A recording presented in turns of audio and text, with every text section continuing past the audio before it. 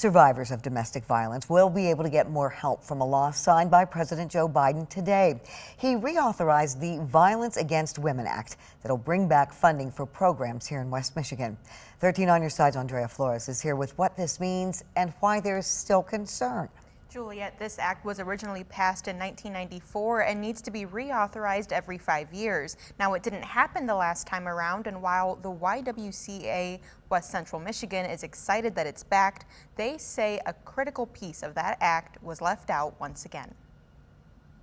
We ourselves have seen anywhere from 15 to a 25% increase in requests for services and calls for support. The need for resources for survivors of domestic violence is on the rise. So we have seen that the pandemic and changes in communities haven't stemmed the tide of domestic and sexual violence. And the YWCA West Central Michigan is glad to see the return of the Violence Against Women Act, reauthorized by President Biden and bringing back funding for agencies across the country. It's a wonderful victory for programs that serve survivors. But YWCA CEO Charisse Mitchell says there's something missing. And it is what is being called the boyfriend loophole.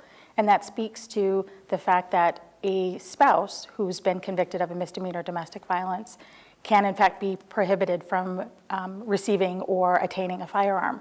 But that prohibition does not exist for dating partners or people who are under personal protection orders. Disagreement over this provision has delayed the act's reauthorization for several years. I think a lot of lobbying on behalf of the NRA and other organizations really wanted to limit the provisions that stopped access to guns. And it was dropped because there just weren't enough votes in Congress to pass it. Mitchell wishes this wasn't the case. Having that access to weapons is such a dangerous factor, so closing that loophole really does increase safety for all survivors. Domestic violence is some of the most dangerous incidents that law enforcement officers respond to. Kent County Sheriff Michelle LaJoy Young's department has seen this rise in domestic violence firsthand. It could be first responders that become injured, family members that try to intercede, friends, etc. So it's a very volatile circumstance. But our work isn't done.